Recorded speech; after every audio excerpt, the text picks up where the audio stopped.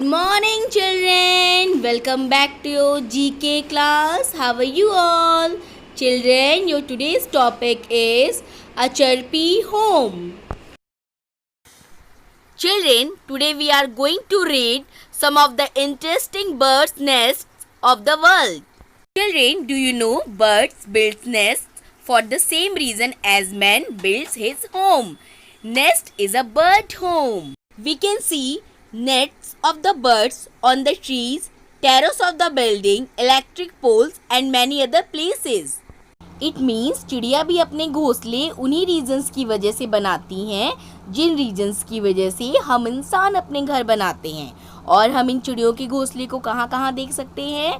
पेड़ों पर, घरों की छतों पर, और जो बिजली के खंभे होते हैं हम उन पर भी देख सकते हैं। और बहुत सी ऐसी जगह हैं जहाँ पर हम ये घोंसले आसानी से देख सकते हैं।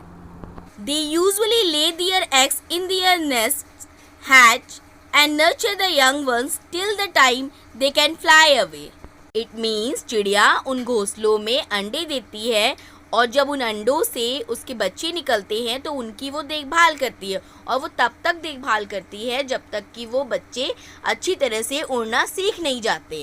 And they protect their newly hatched young ones from being eaten up by bigger birds and animals. It means चिड़िया अपने छोटे छोटे बच्चों को बड़ी बड़ी चिड़ियों और जानवरों से बचा के रखती है जिससे कि वो उन्हें खा न जाएं। And do you know every kind of bird has its unique ways of building its nest? हर एक बर्ड का अपने घर को बनाने का एक अनोखा ही तरीका होता है। And do you know how birds make their nests? Okay, I tell you. Birds collect dry leaves, straw, hay, grass and twigs to build their nests. It means चिड़िया अपना घर बनाने के लिए सूखी पत्तियों, तिनकों, घास फूस और टहनियों को इकट्ठा करती है। And they make their nest soft inside using pieces of cotton or feather. वो अपने घोंसले को अंदर से मुलायम बनाने के लिए कॉटन और फेदर मीन्स पंखों का इस्तेमाल करते हैं। So children, let's start reading about some of the interesting bird nests of the world. So first of all, here you write down the date 0709 because the month of September has started 2020, and here you write down the classwork, and here is the topic a chirpy home, a chirpy home, and here is your first bird, hammercock.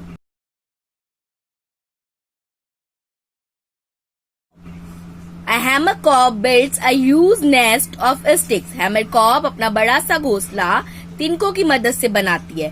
Its nest is dome shaped. Its nest is dome shaped.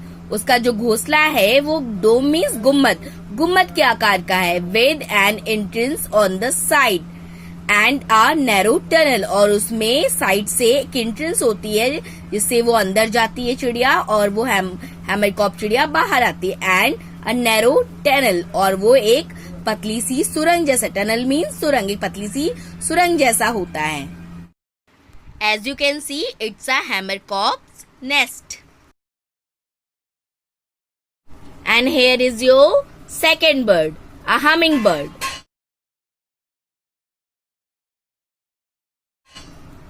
A hummingbird's nest is a tiny cup made up of plants, spider webs and moss. A hummingbird nest, एक hummingbird का nest कैसा होता है? A tiny cup, एक छोटे से cup के जैसा होता है। Made up of plants, spider webs and moss, जो कि किससे बनता है? पौधों से, spider web, मकड़ी के जालों से, and moss, moss means काई, काई से बनता है। As you can see, it's a hummingbird's nest. And here is your third bird, bald eagle. A bald eagle builds a huge nest. Bald eagle बड़ा घर बनाती है। It builds its nest on the highest branch of a large tree. वो एक बड़े से पेड़ में सबसे ऊंची शाखा पर अपना घोंसला बनाती है। As you can see, it's a bald eagle's nest.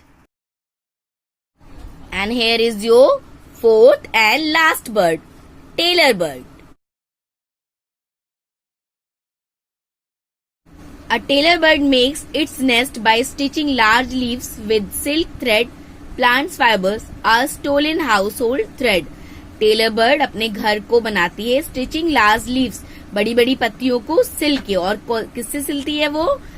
Silk thread, रेशमी धागों से, पौधों के रेशों से, और स्टोलन हाउसहोल्ड थ्रेड, और घर से चुराए हुए धागों से. And its use its sharp beak as a needle to stitch the leaves together with silk thread. Plant fibers are stolen household thread. It means जो टेलर बर्ड है वो अपनी नुकीली चोंच का इस्तेमाल करती है पत्तियों को सिलने में रेशमी धागों के साथ, पौधों के रेशों के साथ, और या घर से चुराए हुए धागों के साथ. As you can see, it's a tailor bird's nest. So children, I hope you understood. So I tell you one more important thing. We must never trouble birds by touching their nest, eggs or young ones. हमको कभी भी चिड़ियों को परेशान नहीं करना चाहिए, ना ही उनके घोंसले को छूकर, ना ही उनके अंडों को छूकर, और ना ही उनके बच्चों को छूकर. Birds should be free to fly in the open sky and don't imprison birds within a cage. Birds को खुले आकाश में फ्रीली उड़ने दो, उन्हें कभी भी पिंजड़े में कैद मत करो. And be sensitive towards these lovely creatures. Okay children, now let's come to the exercise. First of all, here you mention the homework and here is your exercise. Have you seen any bird's nest? क्या आपने कभी किसी भी चिड़िया का घर देखा है? Write the names of the birds whose nest you have seen. आपको उन चिड़ियों के नाम लिखने हैं जिनके घर को आपने कभी देखा है. तो ओनली 3 नेम्स लिखने हैं, 1, 2, 3. Okay children? So children, I hope you understood what you have to do in this exercise. So do it well. Goodbye children. Have a nice day.